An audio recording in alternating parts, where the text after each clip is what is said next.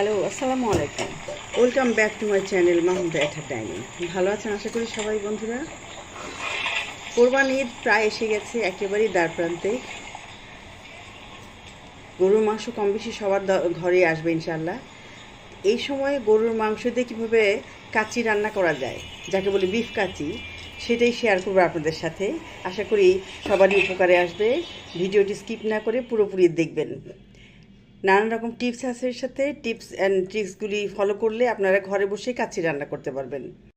চলুন তাহলে শুরু করা যাক। হাঁড়ির তলায় খানিকটা ঘি দিয়ে নিলাম যাতে করে লেগে না যায় মাংসটা।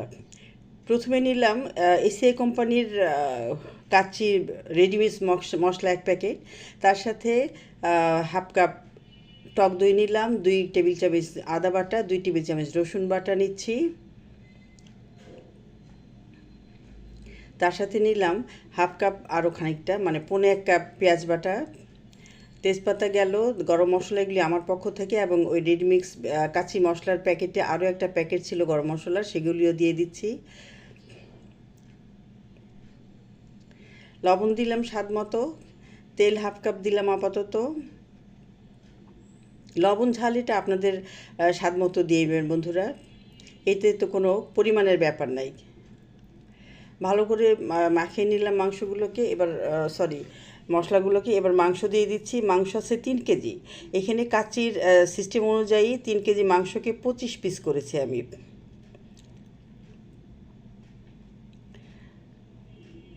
দুই চা চামচ লাল মরিচের গুঁড়া দিয়ে দিলাম।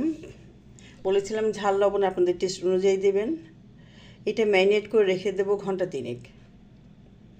তারপর চলে যাব পরবর্তী কাজে। বন্ধুরা, আমার চ্যানেলে যারা নতুন এসেছেন প্লিজ সাবস্ক্রাইব করবেন। পাশে থাকা বেল বাটন অন করে রাখলে আমার সমস্ত ভিডিওর নোটিফিকেশন পেয়ে যাবেন সবার আগে। এবার আমরা চালগুলি প্রসেস করব। তার জন্য পানি নিয়েছি এখানে পর্যাপ্ত পরিমাণ।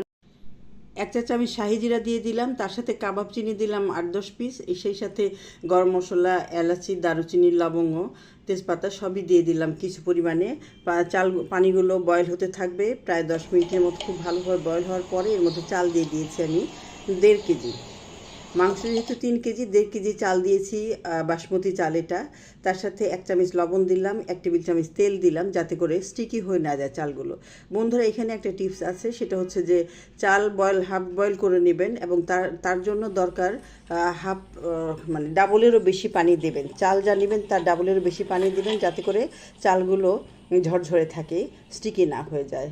দেখতে পাচ্ছেন হাফ বয়েল করে নিয়েছি, এবং মাংসটা এতই রেডি রাখবেন যে চালটা তুলে সাথে সাথে যেন মাংসে ঢেলে দেওয়া যায়। এর সাথে আমি 3 পিস আলু সাইজ করে কেটে নিয়ে সামান্য লবণ, চিনি এবং হলুদ দিয়ে ফ্রাই করে নিয়েছি আলাদাভাবে। এটা আপনাদের ভিডিওতে দেখানো সম্ভব হয়নি। দিলাম কয়েক পিস আলু বোখারা, তার উপরে দিলাম পেঁয়াজ বেরেস্তা, এবং মরিচ দিলাম 10-12 পিস। কেওড়া জল দেব প্রায় 2 টেবিল চামচ। সেই যে বেরেস্তার তেল সেখান থেকে খানিকটা দিয়ে দেবো এখন, এবং বাকিটা দেবো সবার পরে। সেকেন্ড লেয়ার দিচ্ছি চালের।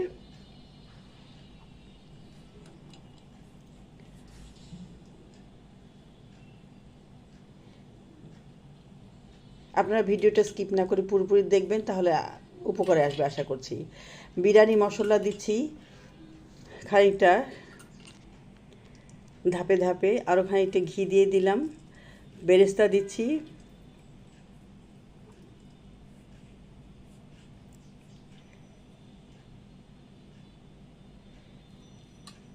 এরপর আরও খানিকটা ঘি দিলাম।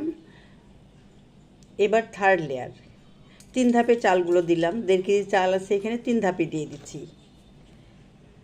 এখানে সেই চালের ফুটন্ত পানিগুলি যে সেখান থেকে হাফ কাপ পানিও দিলাম।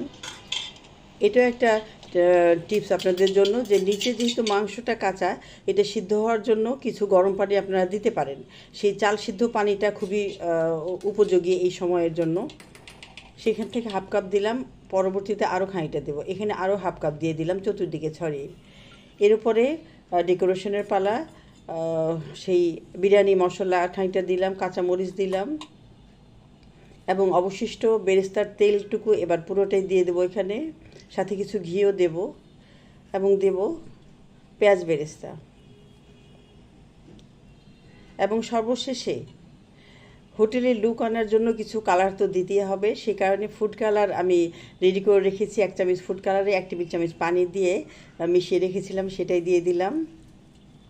পেঁয়াজ বেরেস্তা দিচ্ছি, দিয়ে এবার ঢাকনিটাকে সিলগালা করে দেবো। বন্ধুরা, আমি দুঃখিত যে দোকানের হোটেলের লোকদের মতো আটা গুলে আমি সেরকম ব্যবস্থা করতে পারি নাই। আমি নরম করে আটা গুলে রেখেছি ঘরোয়া পদ্ধতিতে, আমার মতো করেই আমি সেটা দিয়েই সিলগালা করে দিচ্ছি। দেখা যাক কী হয়। এভাবে আমি হাই হিটে রাখবো 15 মিনিট।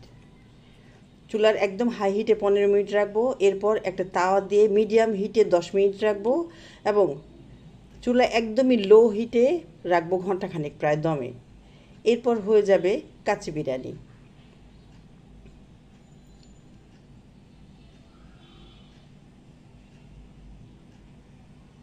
আশা করি আপনারা প্রত্যেকটা টিপস নোট করে নিয়েছেন। এবার তাওয়ার উপর দিয়ে দিলাম। এখন মিডিয়াম হিটে রাখবো 10 মিনিট।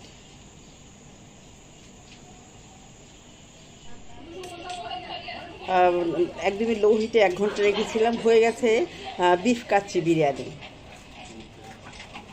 এখন একটু আপসাইড ডাউন করে মাংসগুলো চালের সাথে মিশিয়ে নিচ্ছি। আমার প্রিয় মেহমানরা আর ধৈর্য ধরতে পারছেন না, এই বিফ কাচ্চি খাওয়ার জন্য অধীর আগ্রহ অপেক্ষা করছে তারা। আপনারা আশা করি শুনতে পাচ্ছেন তাদের হইচই।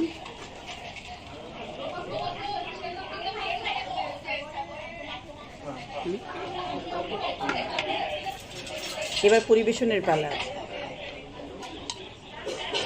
দেখতে অসাধারণ হয়েছে, নিশ্চয়ই খেতেও সেরকমই হবে। দেখা যাক আমার মেহমানরা কি বলেন।